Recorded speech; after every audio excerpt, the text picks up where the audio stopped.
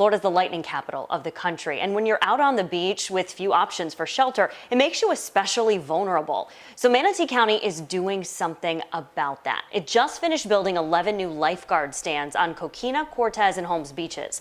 Every one of those stands has a new piece of technology to keep lifeguards from being struck by lightning.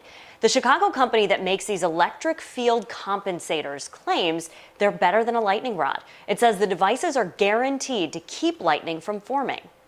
What this system does is it breaks up the ionization between the structure and the cloud. So it's grounded to the ground itself, but it breaks that ionization up so it prevents lightning from even striking. This system isn't cheap, but Westerman says it is worth it because it saves lives. People who get caught on the beach in a storm, they can then run to a lifeguard stand.